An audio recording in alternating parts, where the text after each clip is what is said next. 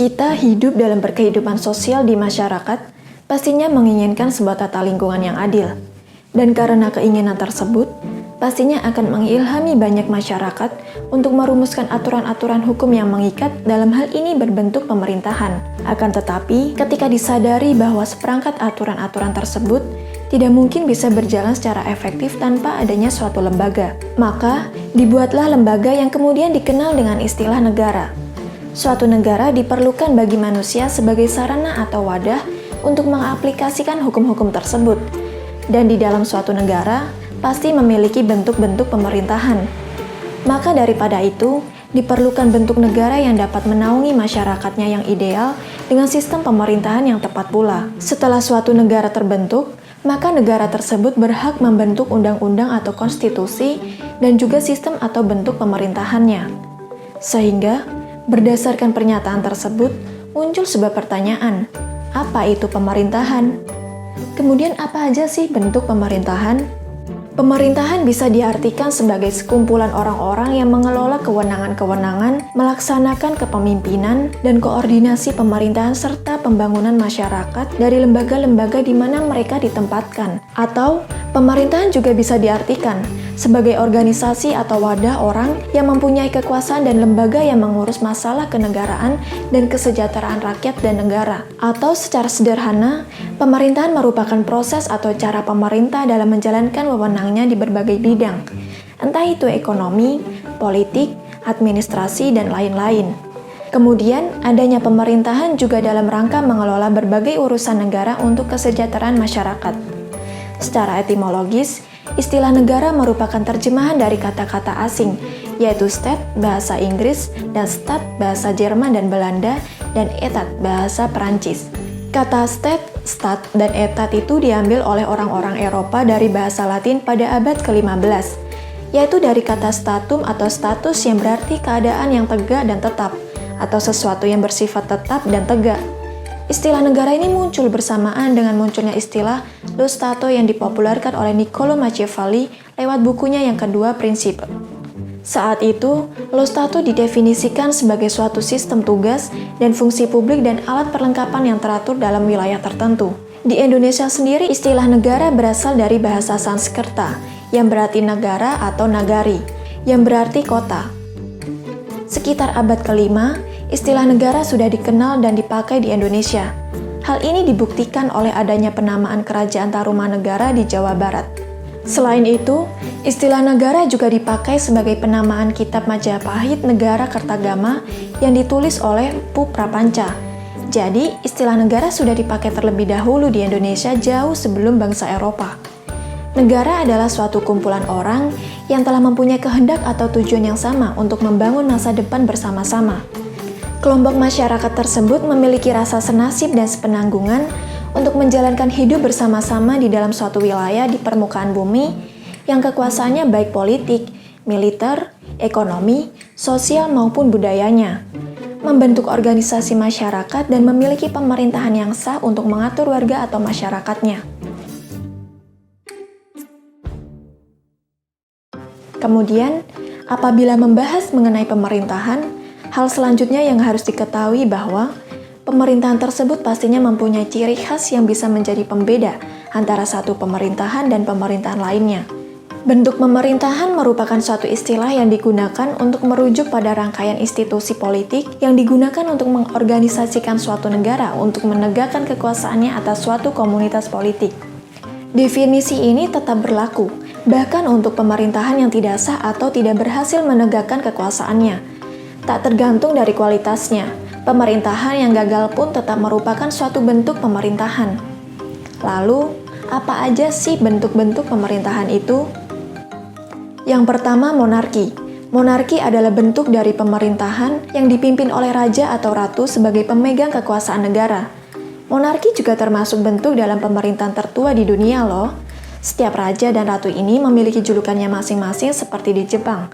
Raja dipanggil dengan sebutan Kaisar, Brunei Darussalam dengan sebutan Sultan, dan sebutan yang di Pertuan Agong di Malaysia.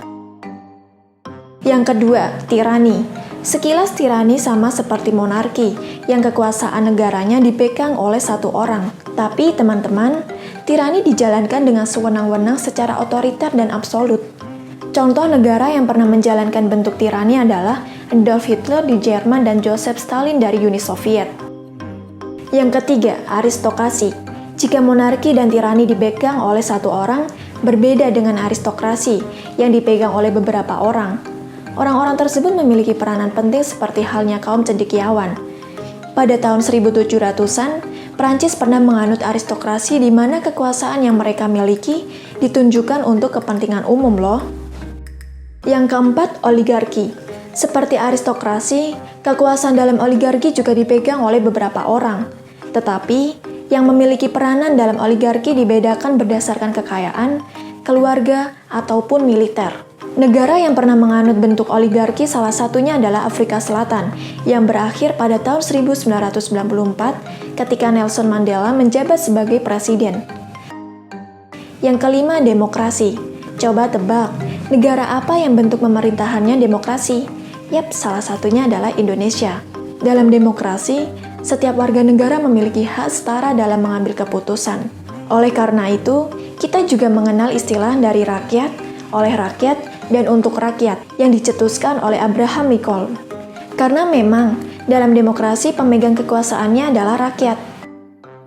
Yang keenam, teknokrasi. Tidak hanya politisi yang memiliki kekuasaan dalam suatu negara, ternyata pakar teknis juga memiliki kesempatan untuk mengambil keputusan negara loh. Yap, teknokrasi adalah bentuk dari pemerintahan di mana pakar teknis mempunyai kekuasaan. Dalam teknokrasi, para pengambil keputusan akan dipilih berdasarkan seberapa jauh mereka menguasai bidang tertentu seperti insinyur, ilmuwan, dan profesional kesehatan. Yang ketujuh, demokrasi. Demokrasi adalah bentuk dari pemerintahan dengan ideal tertinggi negara yang diatur oleh para pemimpin yang memiliki kehormatan dan kelayakan.